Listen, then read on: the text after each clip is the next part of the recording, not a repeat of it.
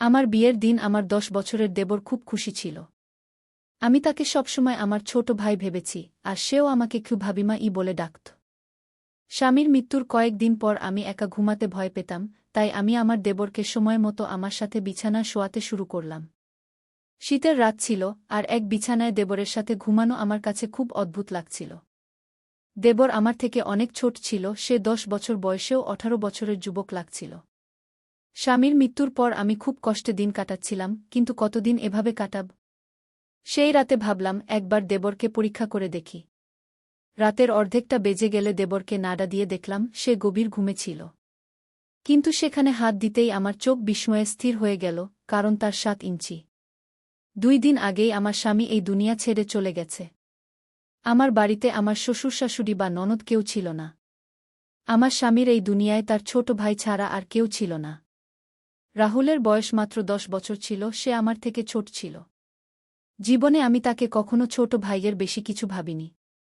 আমার দেবর 10 বছরের ছিল, আমি তাকে সবসময় শিশুর মতোই ভেবেছি। যখন আমার বিয়ে হয়েছিল সে আমার বিয়ের দিন খুব খুশি ছিল, বলেছিল যে সে নতুন মা পেয়েছে। কিন্তু আমার মা আমাকে বারবার বোঝাতেন, বেটা, তোমার দেবর তোমার ছেলে নয়, এটাকে দূরত্বে রাখো। কিছুদিন পর সে বড় হয়ে যাবে, তখন তার ও তোমার মধ্যে পর্দা জরুরি হবে। তাই এখন থেকেই এটা অভ্যাস করো যে সে যেন তোমার ঘরে বিনা কারণে আসতে না পারে। আমি অনেকবার দেখেছি যে তোমার দেবর অকারণে তোমার ঘরে চলে আসে। বেটি, তোমার এমন করা উচিত নয়। তুমি একজন বিবাহিত মেয়ে, তোমাকে তোমার স্বামী ও পরিবারেরও খেয়াল রাখতে হবে গু। আমি আমার মায়ের কথা শুনে মনে হতো যে মা রাহুল সম্পর্কে খুব খারাপ ভাবেন, তাই আমি তার কথায় রাগ করতাম। কিন্তু আজ যখন আমি অসহায় হয়ে গেলাম, আমার স্বামী এই দুনিয়া ছেড়ে চলে গেছে, তখন আমার চোখ দিয়ে অশ্রু ঝরছিল। আমি ভাবতে পারিনি যে সে আমাকে তার 10 বছরের ভাইয়ের উপর রেখে চলে যাবে। আমার জীবন কঠিন হয়ে পড়েছিল, কাঁদতে কাঁদতে আমার অবস্থা শোচনীয় হয়ে গিয়েছিল। রাত 12টা বেজে গেছে, আমার দেবর রাহুল এখনও বাড়ি ফেরেনি। সে সম্ভবত তার ভাইয়ের আত্মীয়দের সাথে ব্যস্ত ছিল। আমার মন এতটাই সন্তুষ্ট ছিল যে সে বাড়ি না আসলেই ভালো, কারণ যদি সে বাড়ি আসে, তাহলে আমিও নিজেকে অপরিচিত মনে করব। আমার মায়ের কথা বারবার মনে পড়ছিল, কিন্তু এই মুহূর্তে বাড়ির দরজায় কড়া নাড়ল। আমার হৃদয় লাফিয়ে উঠল। আমি ভাবলাম কে হতে পারে, কিন্তু বাইরে থেকে রাহুলের কণ্ঠ শোনা গেল, ভাবি, দরজা খোলো। আমি ভয়ে ভয়ে দরজা খুললাম। আজ এই বাড়ি আমার কাছে জঙ্গলের মতো মনে হচ্ছিল। রাহুল আমার কাছে একটা ছোট নেকড়ের মতো লাগছিল, জানি না কেন আমি তার সম্পর্কে এত খারাপ ভাবতে শুরু করলাম। ভাবি, আপনি খাবার খেয়েছেন? সে আমাকে নির্দোষভাবে জিজ্ঞেস করল, চোখ নিচু করে, হাতে একটি থলে ধরে।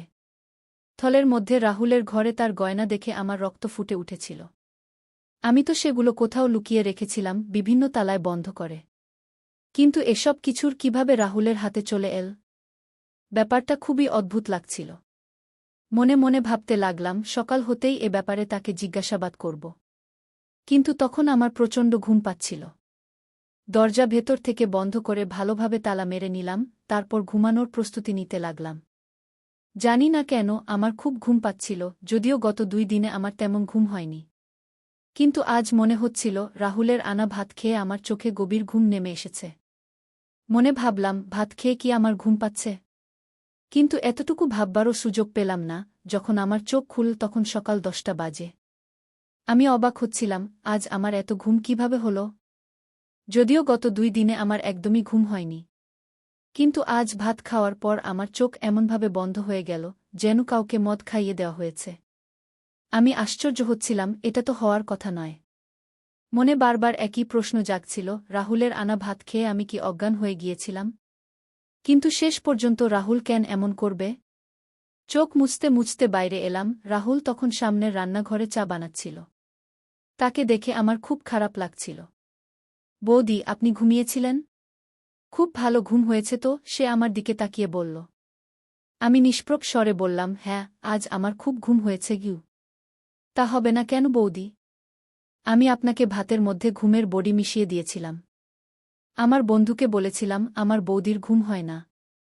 সে আমাকে বলেছিল তুমি তার খাবারে ঘুমের বড়ি মিশিয়ে দিও, এতে সে শান্তিতে ঘুমিয়ে পড়বে গু। আমি হতবাক হয়ে গেলাম, রাহুল এত নিচু কাজ কিভাবে করতে পারে? রাহুল, তুমি এমন চিন্তাও কিভাবে করলে? তুমি তোমার বৌদিকে অজ্ঞান করতে চেয়েছিলে? না না বৌদি, আমি তো আপনাকে ভালো ঘুম দিতে চেয়েছিলাম। এখন আপনি বেশ ফ্রেশ দেখাচ্ছেন। নিন, চা খান গু। সে আমার সামনে চা রাখল, আমি সন্দিহান হয়ে পড়লাম। তুমি এতেও কিছু মিশিয়েছ নাকি? আল্লাহর কসম বৌদি, সেটা তো আমি আপনার ঘুম ও শান্তির জন্য বড়ি মিশিয়েছিলাম। আপনি যদি বলেন, আমি এখনই আপনার সামনে এই চা খেয়ে নিই। বরং আমরা অর্ধেক অর্ধেক ভাগ করে খাই। সে গ্লাস থেকে এক চুমুক নিয়ে আমাকে দেখাল, তখন আমি বিশ্বাস করে নিলাম। বললাম, ঠিক আছে, আমাকে মাফ করো। আমি তোমার ব্যাপারে সন্দিহান হয়ে যাই। রাহুলের মুখ দেখলে তার মায়াময় ভাব দেখে আমার বিশ্বাস হয়ে যেত, কারণ সত্যিই তার মুখে প্রচণ্ড মায়া ও ভদ্রতা ছিল। আজ আমি তাকে কিছু বলিনি। আমি জানতে চাইছিলাম সে নিজে থেকে আর কি বলবে। কারণ আমি তার ঘরে যা দেখে এসেছি তার কোনো ক্ষমা নেই। কিছুক্ষণ পর সে নিজেই মুখ খুল, বৌদি, আমি আপনার গয়না বিক্রি করতে চাই। আমার একজন খুব বিশ্বস্ত ও সৎ চাচা আছেন, তিনি আমাদের গয়না বিক্রি করে অনেক টাকা দেবেন। আমরা সেই টাকা দিয়ে বাড়ি কিনে নেব। এই ভাড়া বাড়িতে আমরা আর কতদিন থাকব? বাড়িওয়ালা তো পরশু ভাড়া নিতে আসবে, আমাদের কাছে তো টাকা নেই। রাহুলের কথা শুনে আমি হতবাক হয়ে গেলাম। এতদূর তো আমি নিজেও ভাবিনি, সে কিভাবে ভাবল? ব্যাপারটা খুবই অদ্ভুত ছিল। বললাম, রাহুল, তোমার মাথায় এ চিন্তা এল কিভাবে যে আমরা নতুন বাড়ি করব? বৌদি, আমাকে তো আগামী দিনে বিয়েও করতে হবে। আমাদের সারা জীবন একসাথে থাকতে হবে, নতুন বাড়ি তো থাকা উচিত। ভাড়া বাড়িতে মানুষ শুধু অপমানিত ও লাঞ্ছিত হয়। রাহুলের কথা ঠিক ছিল, তাই আমি তাকে গয়নার ব্যাপারে কিছু বলিনি।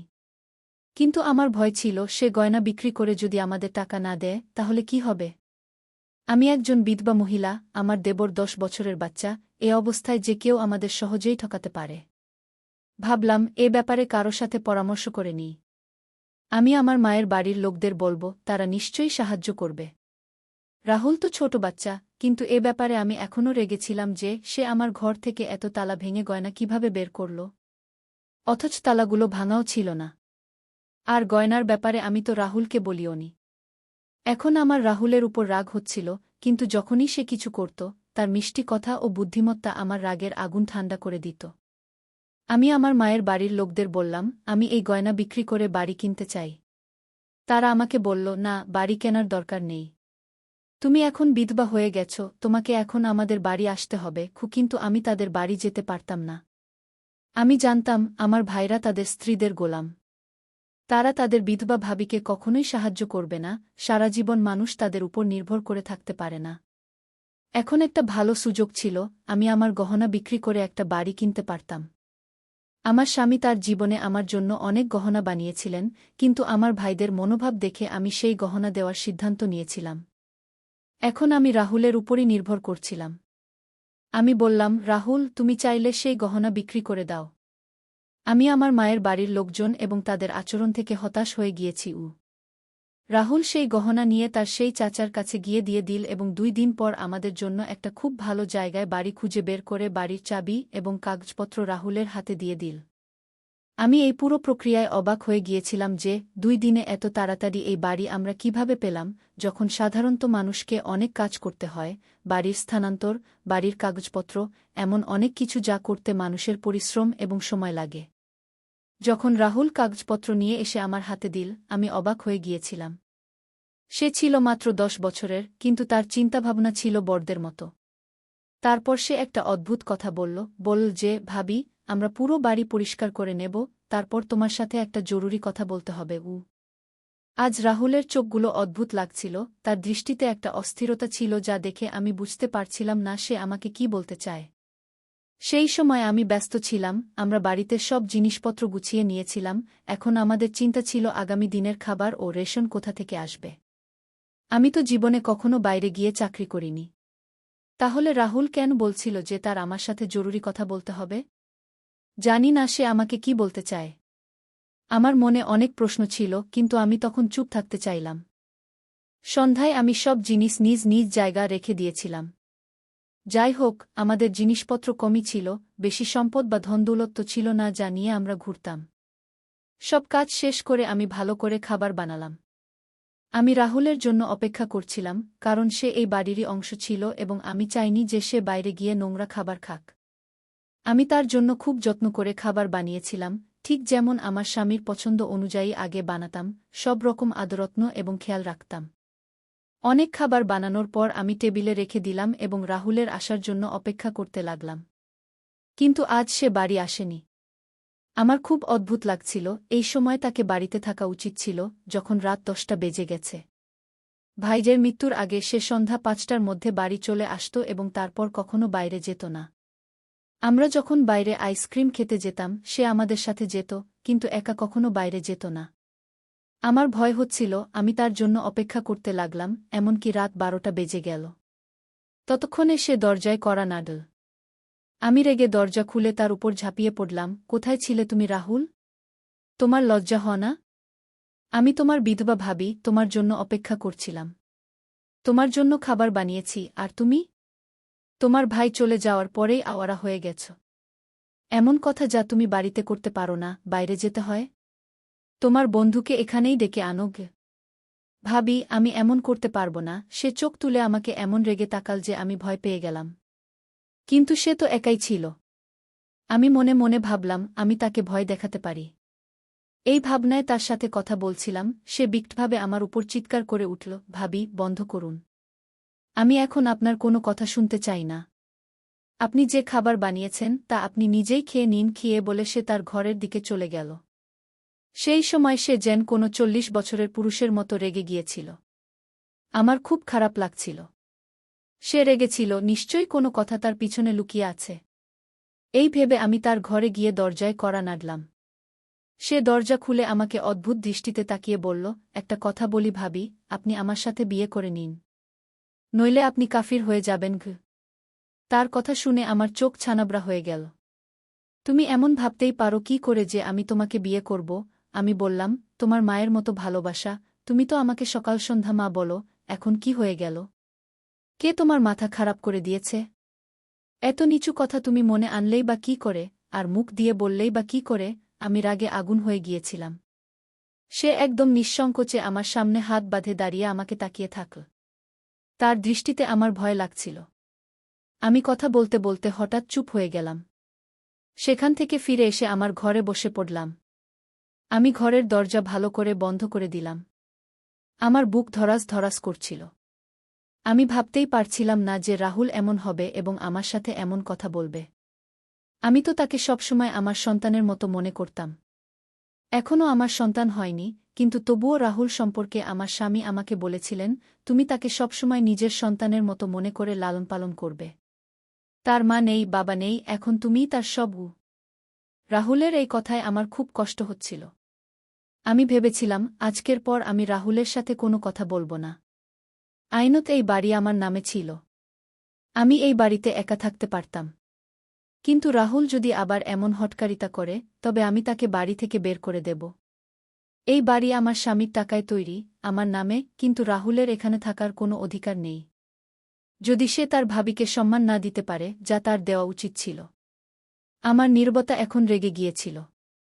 সকালে উঠেই আমি রাহুলের ঘরের দরজা জোরে জোরে পিটানো শুরু করলাম। তখন আমি বুঝতে পারলাম যে তার ঘরের দরজা ভিতর থেকে বন্ধ নেই। আমি বাইরে থেকে দরজা খুলে দেখলাম, ঘর খালি। ঘরে কিছুই নেই। রাহুল কোথায় গেল? আমি মনে মনে ভাবতে লাগলাম। আমার বুক রেগে ধড়ফড় করছিল। আমি বাইরের দরজার দিকে তাকালাম, দরজা বাইরে থেকে বন্ধ। এর মানে রাহুল আমাকে বাড়িতে বন্দি করে রেখে গেছে। আমি মনে মনে ভাবলাম, তখন আমার তার প্রতি ঘৃণা জন্মাল। এত ছোট বয়স, মাত্র 12 বছর, আর এমন হটকারিতা। এই ভেবে আমি বাইরে যাওয়ার সিদ্ধান্ত নিলাম, কিন্তু তখন মনে পড়ল যে আমি ইদ্যতের মধ্যে আছি। বারবার বাড়ি থেকে বের হওয়া ভালো নয়। এই ভেবে আমি অসহায় হয়ে বসে পড়লাম। স্বামীর মৃত্যুর 1 মাস হয়ে গিয়েছিল। সেই 1 মাসে রাহুল কতটা বদলে গেছে আমি মনে মনে ভাবতে লাগলাম। খোদা যদি আমাকে সন্তান দিত, তবে আমি এখন রাহুলের উপর নির্ভরশীল হতাম না। আমি আমার সন্তানের উপর ভরসা করে জীবন কাটিয়ে দিতাম। কিন্তু এখন আমি এটাকে কি বলবো?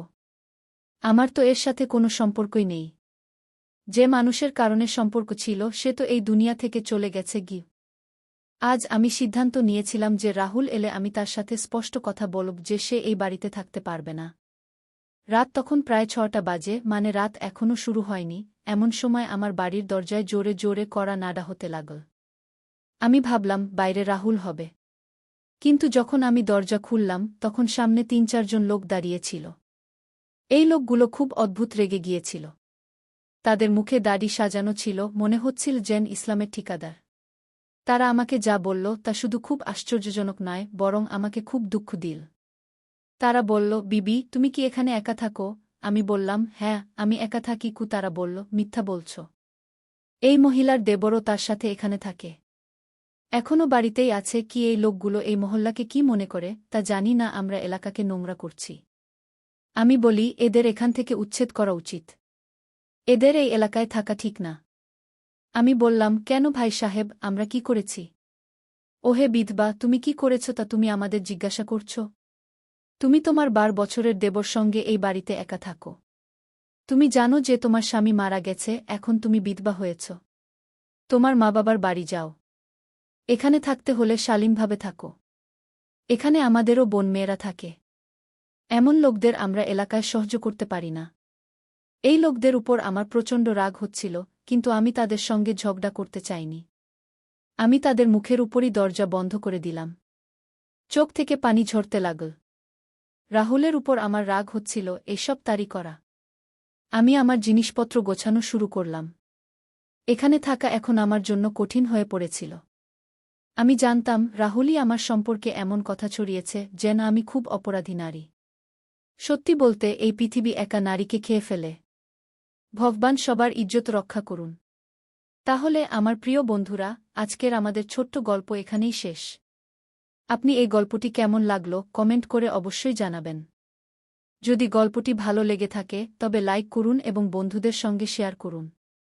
যদি আপনি এরকম আরও ইন্টারেস্টিং এবং রোমান্টিক গল্প শুনতে চান তবে চ্যানেলটি সাবস্ক্রাইব করুন এবং বেল আইকন অন করে রাখুন, যাতে আমার নতুন ভিডিওর নোটিফিকেশন আপনি তাৎক্ষণিক পেতে পারেন।